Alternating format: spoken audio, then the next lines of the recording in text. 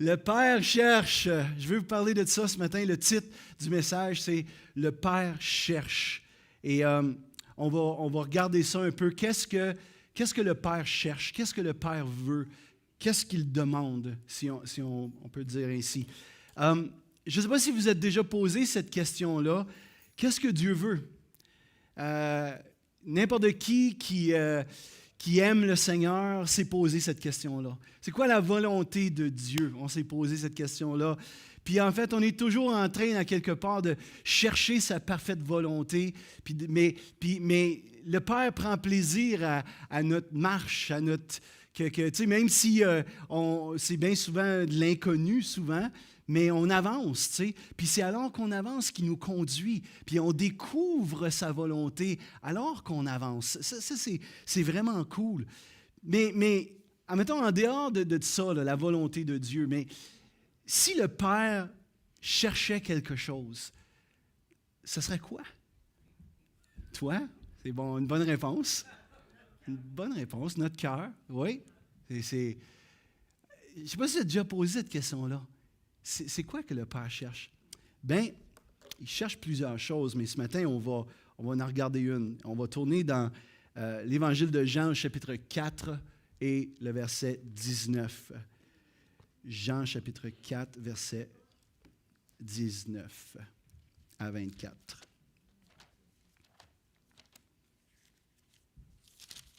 Oh, j'ai pas de timer un matin, fait que ça peut être très long.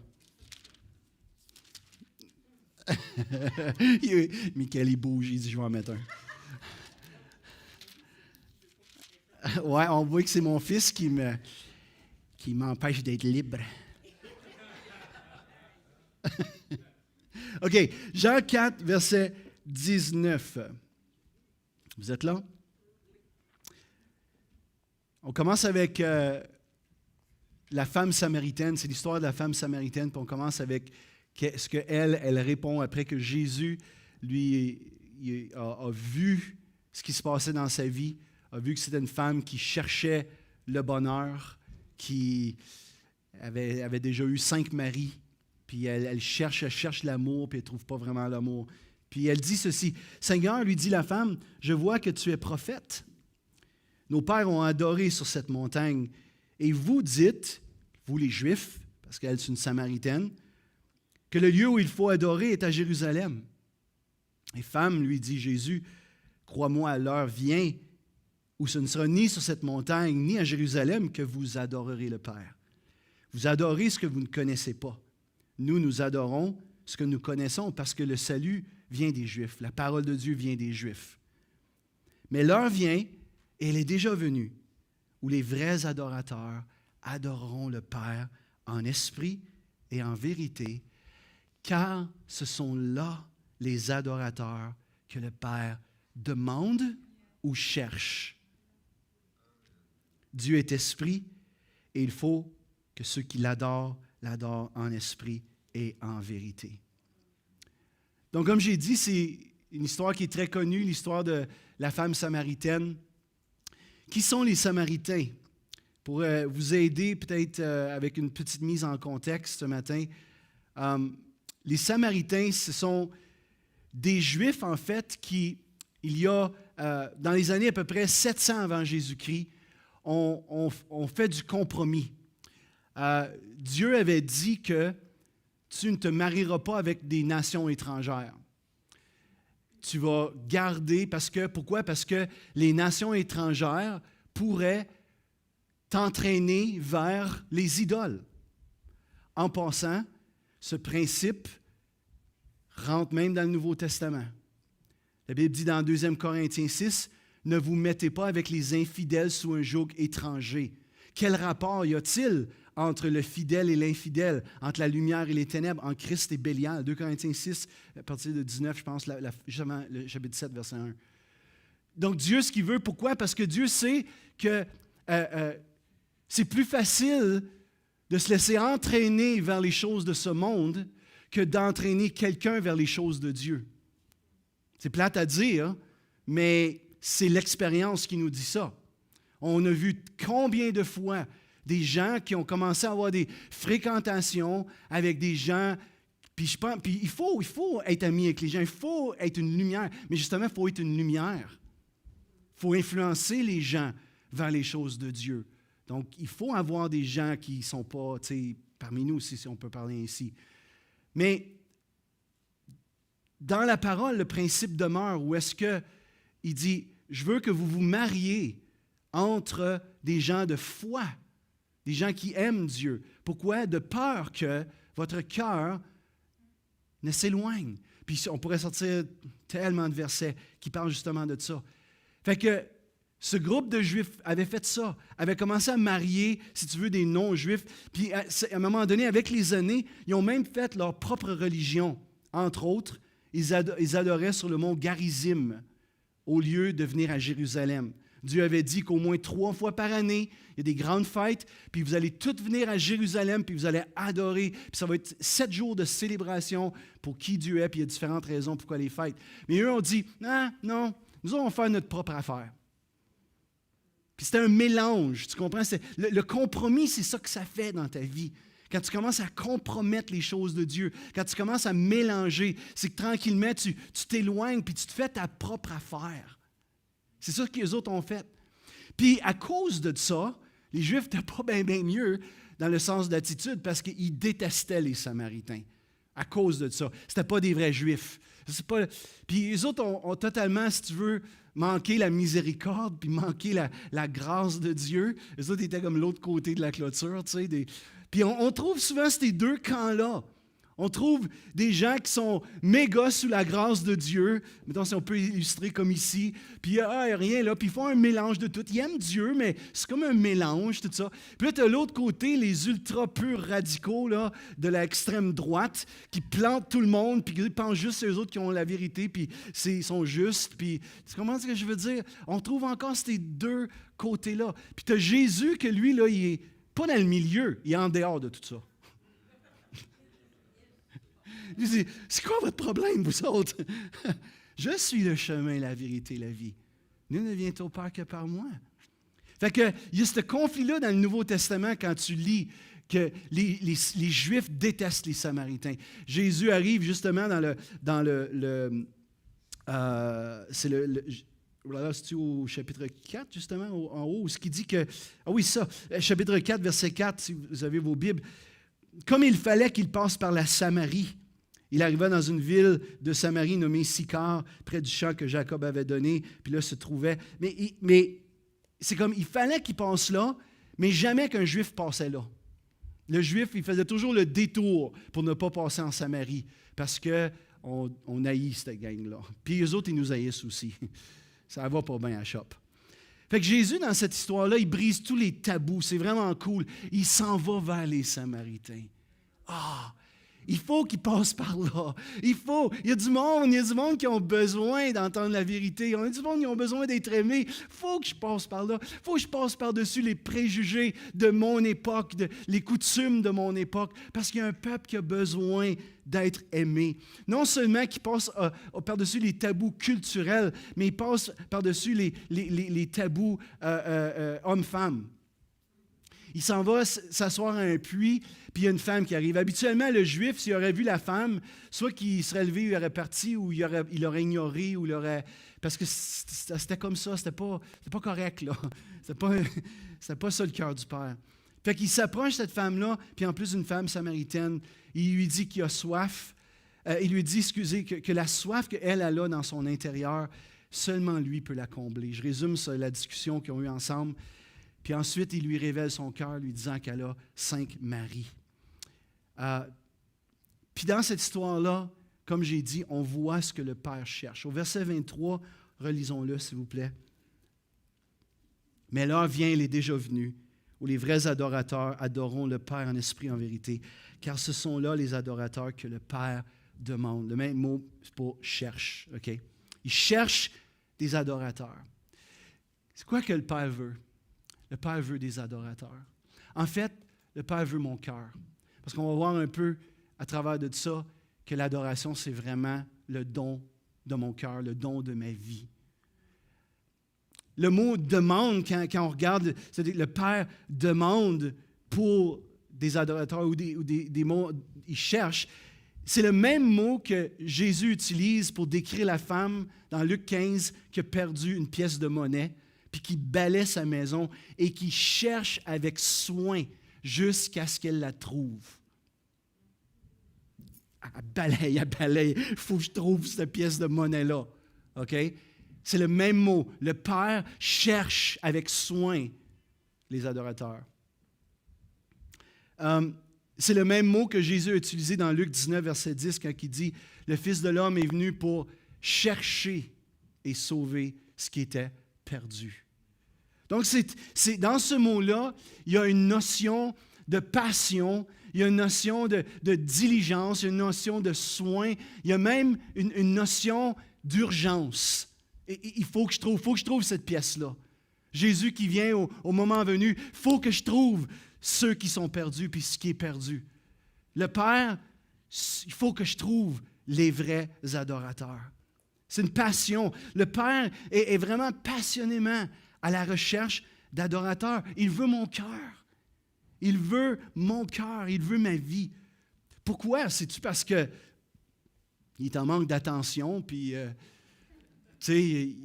son ego ou son estime de soi est basse, puis il a besoin juste une fois par semaine qu'une gang se rassemble pour lui dire qu'il est beau et qu'il est fin? C'est-tu pour ça? Non. Je vais juste vous dire tout de suite, non, c'est pas pour ça. En fait, l'ironie de tout ça, c'est que Dieu a besoin de rien. Il est totalement bien seul avec lui-même. Il n'a pas besoin de personne d'autre. Il n'a pas besoin de rien d'autre. Il est totalement autosuffisant lui-même. Tout ce qui nous inclut, ce n'est pas pour lui, vraiment. C'est pour nous. Dans tout ce que nous, on est inclus, c'est pour nous. C'est un acte d'amour, c'est un acte c'est des casse-têtes qui se donnent de nous inclure dans tout ça. Mais c'est de l'amour, c'est de l'amour, c'est de l'amour. Il nous aime à ce point qu'il est prêt à se casser la tête. Pourquoi est-ce que, je vais vous donner 2 raisons pourquoi est-ce que le Père se cherche des adorateurs. Pour qu'on soit à la bonne source, puis je m'explique, pour qu'on soit ou pour qu'on revienne à la bonne source. Savez-vous que tout le monde adore quelque chose? OK, enlevons le mot « adore » parce que c'est archaïque un peu, puis c'est comme, tu sais, on ne voit pas des gens là, comme qui se prosternent devant une guitare, puis tout ça. Mais on a du monde, malgré, qui adore des guitares. On n'a pas du monde qui adore des bateaux, ben non, des cannes de pêche, mais on a du monde qui adore la pêche. Denis, t'es pas loin. Non, c'est une joke, c'est une joke. Tu sais, même on se sert de ce mot-là dans notre langage, right? Tu sais, je t'adore ou j'adore. Tu sais, il y a du monde qui se sert de ce langage-là, de ce langage-là. Mais, en fait, dans notre cœur, tout le monde adore quelque chose. En fait, on tire notre joie, notre force, notre vitalité de ce qu'on adore. Pensez. On tire notre joie, notre force et notre vitalité de ce qu'on adore. As-tu déjà parlé à quelqu'un qui est un maniaque de chasse? Hein? Vous en connaissez tout le monde? Les yeux pétillent quand il parle de chasse.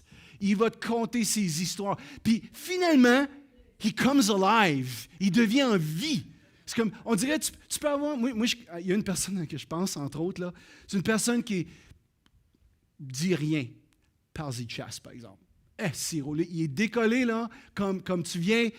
Tiens, t'as pogné la veine. Tu l'as eu. T'sais. Puis, on parle de chasse. Ça peut être le sport, ça peut être le hockey, ça peut être tu sais, le Canadien de Montréal, mais là, ça fait... Mais, l'année prochaine. L'année prochaine.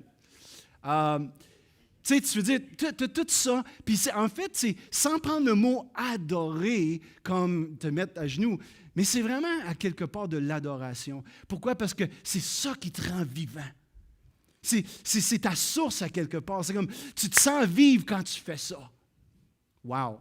Pensez-y. Ce qu'on adore, ça devient notre force, notre vie, notre vitalité. Et ce qu'on adore nous change.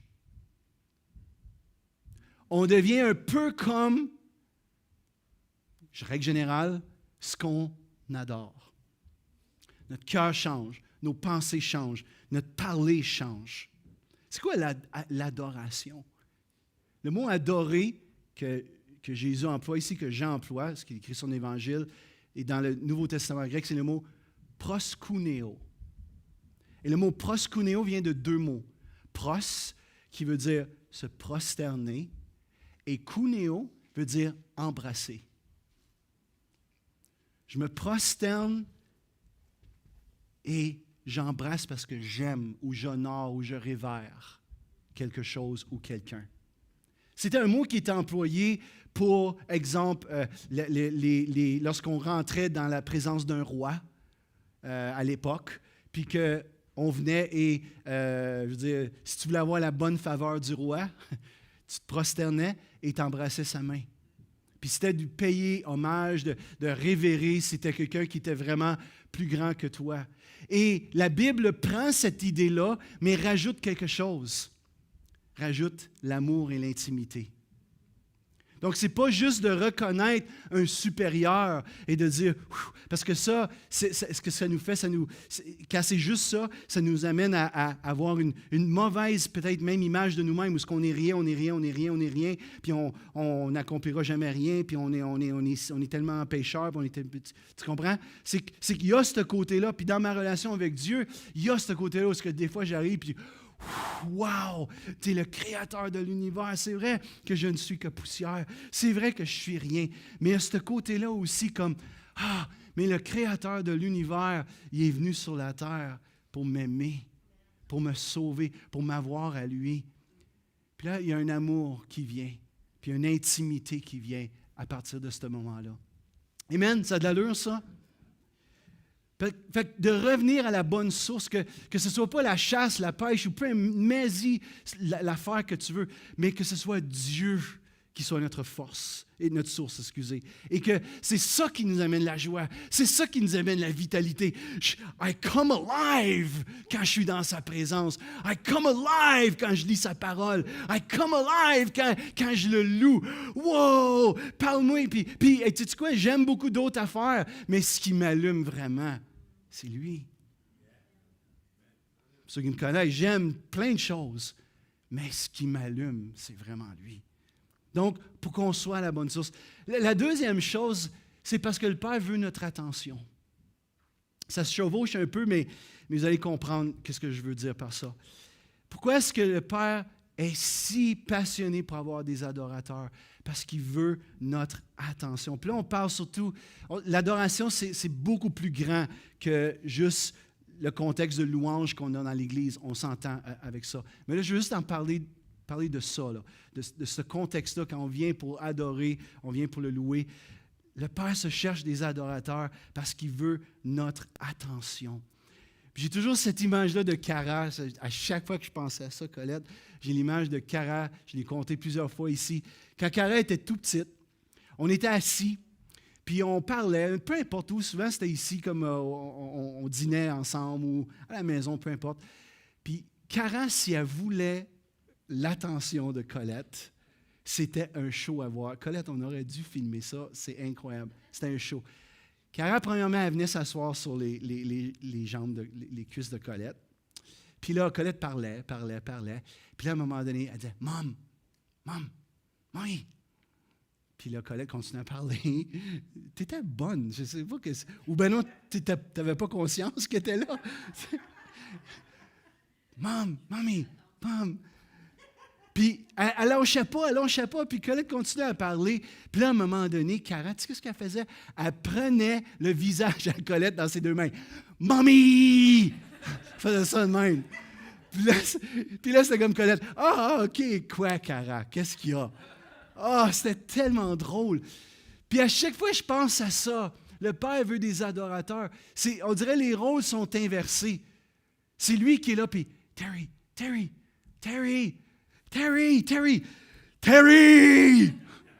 Je veux ton attention, je veux te parler, je veux t'aimer, je veux guérir ton cœur, je veux te faire du bien, mais tu es tellement partout ailleurs. Puis on est comme ça, frères et sœurs. Imaginez-vous combien de temps dans notre vie où on a vraiment une attention concentrée sur lui. Là, je ne parle pas des TDAH, puis je ne parle pas des...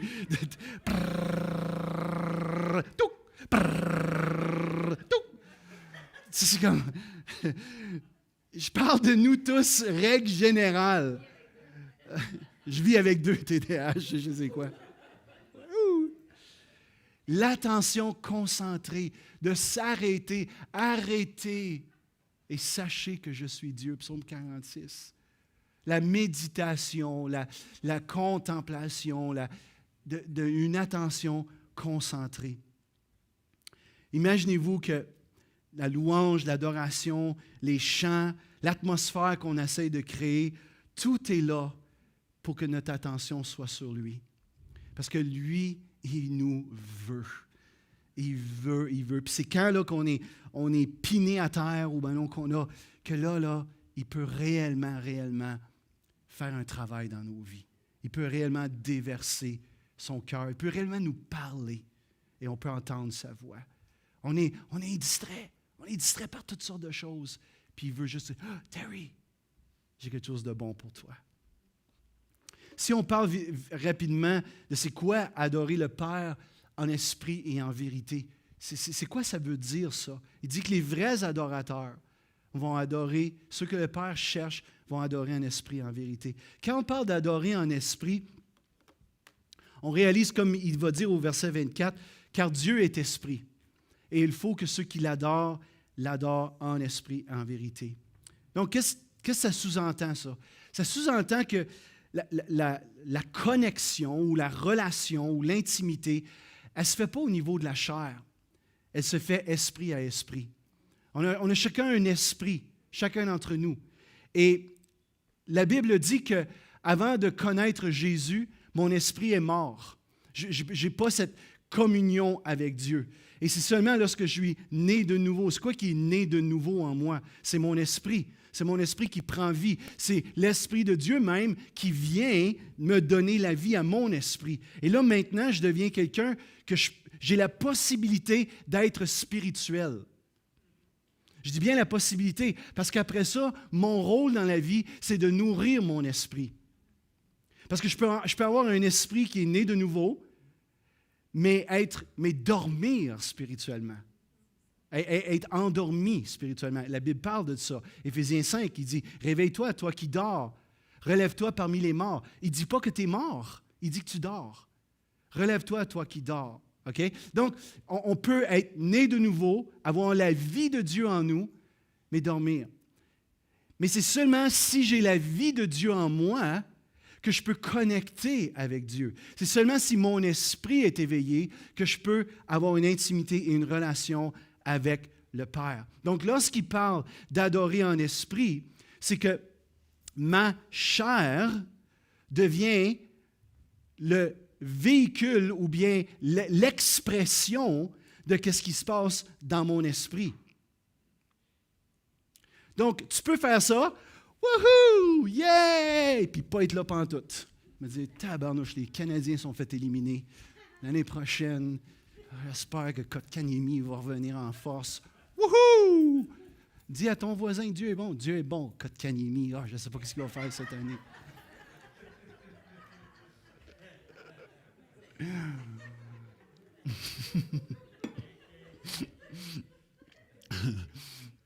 Donc, tu comprends-tu ce que je veux dire? C'est que... Mais j'espère.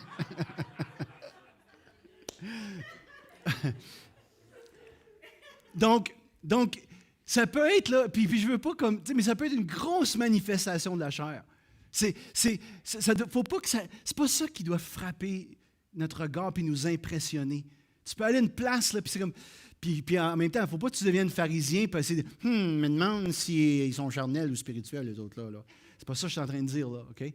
Mais Le point que je veux faire, c'est que mon esprit, le Père veut mon esprit. Il veut qu'à partir de mon esprit qui est éveillé, d'avoir une intimité puis une communion. Puis quand, là, que vraiment je zone in, puis vraiment je vis ça, puis vraiment il y a mon attention, mais le corps réagit. Puis c'est pour ça que la Bible parle de toutes les façons d'adorer Dieu, comme danser, comme se réjouir, comme chanter, comme se prosterner. Pourquoi est-ce que je me prosterne? Parce que mon esprit est en adoration devant Dieu. On devrait se prosterner plus souvent, peut-être. Il y en a qui ont des mauvais genoux, là, mais c'est correct, vous pouvez vous asseoir. Mais, tu sais, il y a eu un temps, là, moi je me souviens, dans les années 80, là, c'était chose courante de voir l'Église se prosterner. Courante. Aujourd'hui, on ne voit plus ça. Puis je ne veux pas ça... Whatever. Mais je veux dire, dans notre esprit, proskuneo. Un matin, j'étais chez nous, puis je chantais « Prosternez-vous devant votre roi, adorez-le de tout votre cœur. » Vous vous souvenez les plus anciens de ce chant-là? Prosternez-vous. Puis je vais vous conter une anecdote sur ce chant-là, qui est fascinante. Je ne faisais pas longtemps que j'étais né de nouveau. Et j'étais à Cadillac encore, puis on faisait des réunions dans une salle. C'est une ancienne école, des planchers, les petites lattes de bois franc, comme il y avait chez nous. Puis, tu sais, c'était tout en bois. Puis on avait loué cette place-là, puis on faisait des réunions. Puis je témoignais à un de mes amis. Ça faisait, depuis que j'étais sauvé, là, que je parlais de Jésus. Puis lui, là, c'était un intellectuel, puis il riait de moi carrément. Mais sauf qu'il était impressionné parce qu'il avait vu le Terry avant puis le Terry après. Puis il disait, ça se peut pas. Il pensait que je le niaisais. Vraiment, après, il me l'a dit. Il dit, j'étais certain que tu me niaisais. Voyons Terry Caron parler de Dieu. T'es-tu malade, toi? Ah, les gars. Fait que là... tu sais, j'y parlais, puis on allait à l'école ensemble, je m'assoyais dans le boss avec lui, puis j'y parlais de Jésus, puis je parlais de tout ce que moi je découvrais dans la parole. Puis à un moment, je l'invitais toujours, parce qu'on avait nos réunions le mercredi soir à cette place-là. Puis je l'invitais toujours, viens. Puis à un moment donné, on m'a invité, moi, à faire la louange. En tout cas, je jouais la guitare acoustique, qu'un d'autre qui faisait la louange. Fait que juste une personne qui chante, pas de micro, rien, puis une guitare acoustique. Puis j'étais à côté, puis mon chum, il vient. Puis mon chum, là, c'est une pièce d'homme, OK? Il est 6 pieds et 3 ou 4, je pense. Puis comme, je veux dire, il prendrait, là, comme les gros moniteurs, là, il prenait ça de même, avec une main comme ça. Puis moi, j'ai comme... Bon, il était tout un homme. Hein? Un homme à glace. Puis il arrive en arrière, je ne pouvais pas le manquer, tu sais, je veux dire, comme, wow, la pièce est devenue sombre. Non. Parce que... Fait qu'il arrive, là. Puis là, moi, je suis tellement content. Puis je suis en train de louer le Seigneur. Puis je prie pour lui. Oh, touche-les. Il faut que mon ami vienne au Seigneur. Puis à un moment donné, on chante ce chant-là. Prosternez-vous. Moi, j'ai les yeux fermés. Puis juste comme... Puis à un moment donné, j'entends... Badlang! Bing! Badlang! Puis c'est des chaises de bois, en plus. Ces petites chaises de bois. J'ouvre mes yeux. Mon ami, il est à terre, pleine face. Les chaises sont toutes à revoler. Puis je me dis, soit qu'il est mort, je ne comprenais rien de ce qui s'était passé là. Bref, longue histoire courte, il a donné sa vie à Jésus, ce moment-là, quand on a chanté ce chant-là. Il me dit par après, il dit, je suis venu, puis il dit, quand vous êtes mis à chanter ce chant-là, j'ai senti une main venir sur moi, puis une voix me dire, mets-toi à genoux parce que je suis Dieu. Puis il dit, je résistais. J'étais là, puis non, il ne m'aura pas, Caron, il ne m'aura pas. Puis finalement, il a tombé à terre, puis il a donné sa vie au Seigneur, puis il est encore croyant aujourd'hui en feu pour Jésus. Prosternez-vous. Prosternons-nous. L'esprit qui connecte. Dieu a touché son cœur, touché son esprit, puis l'a amené à se prosterner. Puis il y a eu une manifestation de la chair. Boum! La chair, ce qui se passe, c'est qu'on reste conscient de notre environnement. Quand on est dans la chair, puis on est tous dans la chair, mais quand la chair prévaut, c'est qu'on est très conscient de notre environnement, de nos sens. Puis on est très, là, ben non, regarde, je ne ferai pas un fou de moi, là, puis je ne laverai pas mes mains, puis très conscient, les gens me regardent, je regarde les autres, tu comprends? Mais quand qu'on adore en esprit, ça pâlit. Ça perd son importance. Parce que là, c'est comme, si je peux donner l'image ainsi, c'est que là, tu te retrouves devant le trône de ton Père. Tu as traversé la foule, tu as traversé tous les gens. Si on prend l'exemple de l'Ancien Testament, qui font des sacrifices, puis il y a du bruit, puis c'est cool, c'est excellent, tout ça. Mais tu as traversé tout ça, puis là, tu t'es rendu au lieu très saint. Puis là, il n'y a plus rien. Plus rien qui compte. C'est juste toi puis lui. L'esprit, c'est de devenir conscient de Dieu. La chair, c'est de devenir conscient de ton environnement. Adorer Dieu en esprit, c'est que je fais cet effort pour essayer de déconnecter, si on veut, ou d'être moins conscient de mon entourage, puis d'être plus conscient de lui. Puis à un moment donné, c'est juste lui. C'est juste lui. Adorer en vérité, bien, c'est évidemment d'adorer selon la vérité qui est révélée dans la Bible, dans la parole de Dieu. On n'adore pas Dieu avec des roches. On n'adore pas Dieu avec des statues. On n'adore pas la nature. On n'adore pas la création. On adore le Père. On adore Abba Père. On adore Papa. On adore un Papa qui est doux. On adore un Papa qui est tendre. On adore un Papa qui est gracieux, mais qui veut m'enseigner à marcher dans la vérité, qui veut que la vérité fasse partie de ma propre vie. Le Dieu que j'adore, c'est la personne que je vais devenir. 2 Corinthiens chapitre 3 nous dit que alors que nous contemplons comme au travers d'un miroir l'image de Dieu, si en quelque sorte, nous sommes transformés de gloire en gloire en la même image. Pensez à ça un instant. Alors qu'on contemple, alors qu'on adore, alors que notre esprit est seul devant lui, l'image qu'on a de lui, c'est l'image qui va nous transformer. C'est l'image, c'est à ça qu'on va devenir de plus en plus. Ce que je veux dire, je veux vraiment être clair parce que c'est très simple ce que je dis ce matin, mais ça a des répercussions vraiment profondes. La perception de Dieu que j'adore, c'est celle qui va se révéler dans ma vie. Autrement dit, si pour moi, Dieu c'est un Dieu de colère, si Dieu est irrité en ce moment, puis il a juste hâte de juger le monde, puis d'envoyer tout ça en enfer. Alors, qu'est-ce qui va se passer? C'est que ça va transpirer dans ma vie. Parce que c'est l'image que je me suis fait de Dieu. Je n'ai pas vraiment adoré en vérité. J'ai adoré une image que je me suis fait de Dieu. Et c'est le Dieu de colère, le Dieu de vengeance, le Dieu qui ne tolère pas les Samaritains, qui ne tolère pas l'autre gang. Il les déteste. Fait que qu'est-ce qui se passe? C'est que moi, dans ma vie de tous les jours, ça va transpirer. Je vais être une personne pas trop enclin à être gracieux. Je vais être... Puis t'es mieux de rentrer là-dedans, mon gars, parce que... À l'inverse, si pour moi, Dieu est bonasse, puis il n'y a pas de standard, c'est-à-dire il n'y a pas ces principes de sainteté où ce que je dois me conformer à ce que lui dit, parce que lui, il sait qu'est-ce qui est bon pour moi. Si pour moi, puis ma louange, c'est juste comme la grâce, la bonté, l'amour, puis tout ça. Puis il n'y a pas ce côté-là de Dieu que c'est mon Père, puis mon Père, il veut me reprendre des fois. Même il châtie celui qui prend pour fils, celui qui l'aime, qu'il a dit dans Hébreux 12. Fait que si j'ai pas ça, mais qu'est-ce qui se passe? Ça va transpirer dans ma vie. Il va y avoir peu de sainteté dans ma vie, peu de désir de marcher dans la sainteté puis de conformer ma vie à ce que le Père veut pour moi. C'est pour ça que c'est important d'adorer en vérité. Puis la vérité, c'est qu'on adore un Père, oui, qui est doux, oui, qui est tendre, oui, qui est gracieux. Mais je pense que c'est une des des plus grandes révélations qu'on a reçues. Puis, tu sais, là, moi, là, j'ai reçu la révélation de Jésus Sauveur qui a complètement changé ma vie.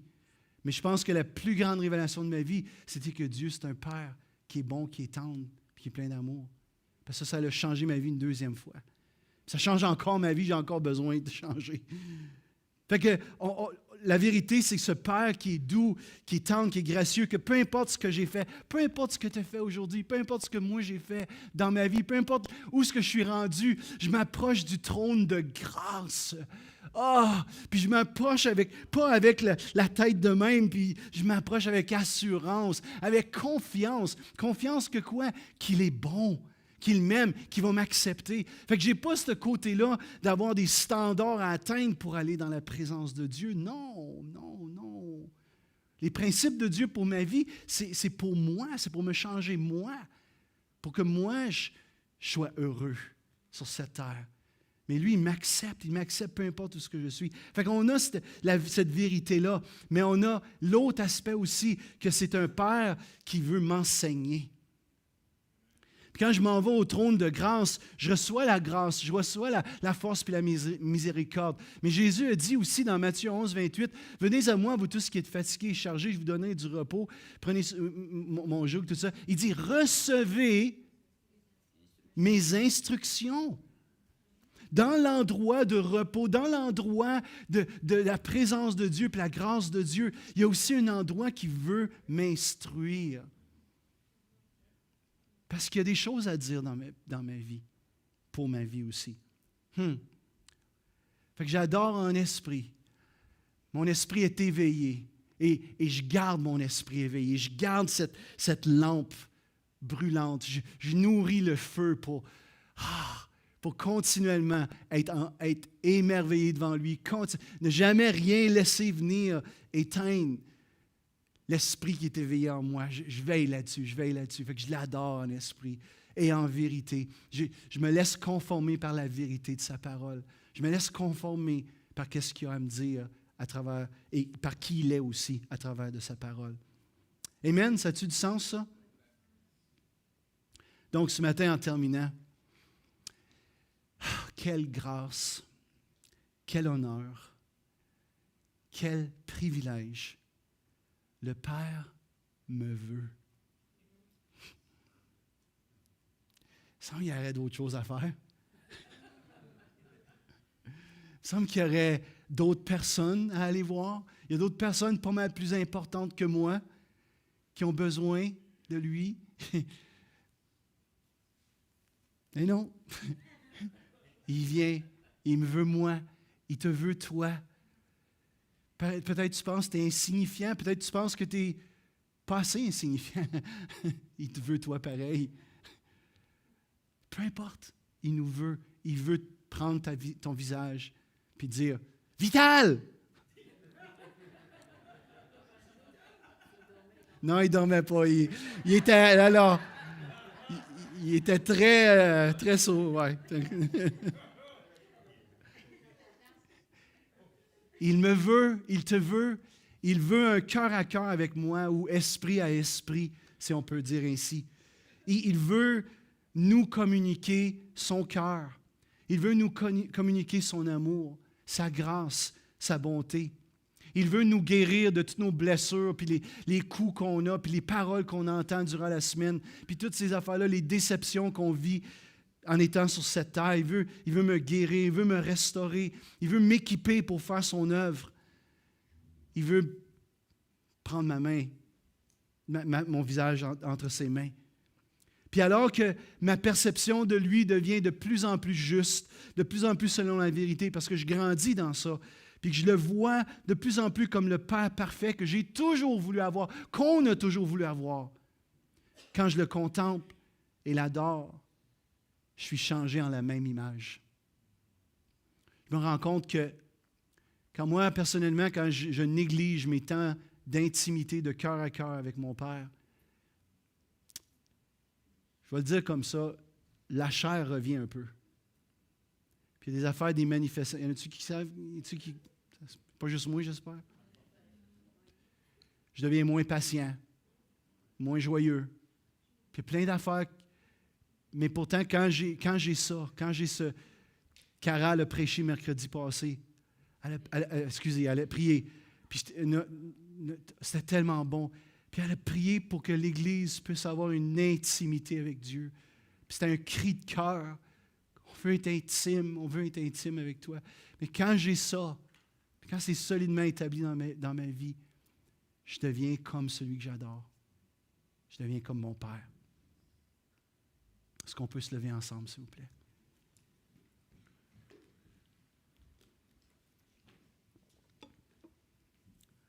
Le Père se cherche des adorateurs qui vont l'adorer en esprit, en vérité. Ce matin, je ne sais pas comment ce message s'applique à toi, quelle partie que tu peux prendre pour toi, mais prends quelque chose. L'Esprit de Dieu veut nous parler à chacun d'entre nous. Prends juste ce qui a résonné dans ton cœur. C'est peut-être le côté de juste dire, ouais, j'avais peut-être pas vraiment réalisé le côté que ce que j'adore, c'est ça qui devient ma vitalité, puis ma vie, puis peut-être que j'ai besoin juste de faire du ménage un petit peu le matin. Peut-être c'est le côté de juste dire, ouais, bien, je me rends compte que j'adore pas vraiment souvent en esprit. Souvent, je suis juste comme à l'extérieur, dans la chair, puis je suis très conscient de mon environnement, puis j'ai la misère à être conscient sur lui. Peut-être que juste demander cette grâce-là. Seigneur, donne-moi cette grâce-là pour que je sois de plus en plus conscient de toi. Puis comme j'ai dit, l'adoration, ça transcende bien tout ça. Là, c'est bien plus que tout ça. C'est d'adorer partout où tu es. C'est parce que c'est dans l'esprit que ça se passe. À l'épicerie, alors que tu conduis, alors que ton esprit est en adoration. Puis tu n'adores pas la création, mais la création devient une inspiration d'adorer le Créateur. Amen. Père, ce matin, on veut répondre, oui, on veut dire, tu peux arrêter de chercher. Tu peux arrêter de chercher, en tout cas dans mon coin, parce que je me laisse trouver par toi. Y en a-tu qui disent ça aussi dans leur cœur? Je me laisse trouver par toi, Père. Je suis la pièce de monnaie que tu cherches. Je suis ce qui était perdu. Puis je me laisse trouver ce matin pour être un adorateur en esprit, en vérité. Viens nous enseigner, Père, à adorer, vraiment adorer comme toi tu le désires. Que cette Église soit une Église, oui, de louange et d'adoration. Pourquoi? Parce que ça démontre que nos priorités sont ta présence. Nos priorités, c'est toi. Enseigne-nous, viens libérer l'esprit en nous et que ça se manifeste, parce que notre esprit connecte avec toi, Père. Pendant qu'on a juste cette attitude, je veux juste prendre quelques instants pour dire, si tu es ici ou si tu écoutes via le web, et peut-être que ce matin, c'est peut-être comme du chinois pour toi, ou bien non, tu as de la misère à comprendre, puis tu te dis, c'est quoi cette affaire-là?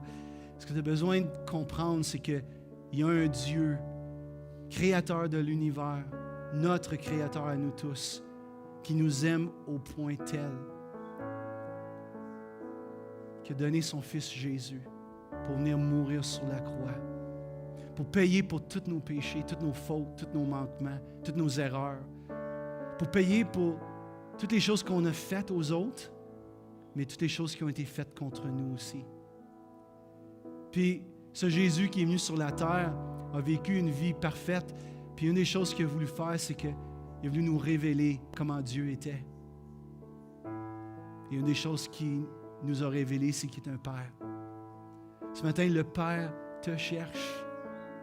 Il te cherche. Puis la seule chose que tu as à faire, c'est de dire, je me laisse trouver. Jésus, pardonne. Pardonne-moi. Je veux être un de ceux qui va te suivre Viens dans ma vie, viens changer ma vie. Je veux te suivre, Jésus.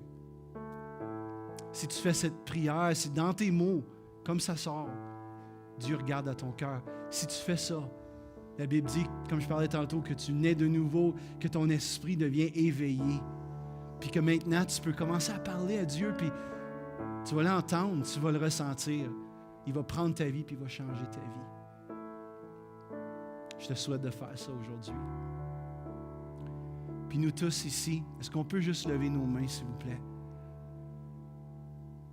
Puis juste de notre cœur, prendre juste quelques instants pour l'adorer.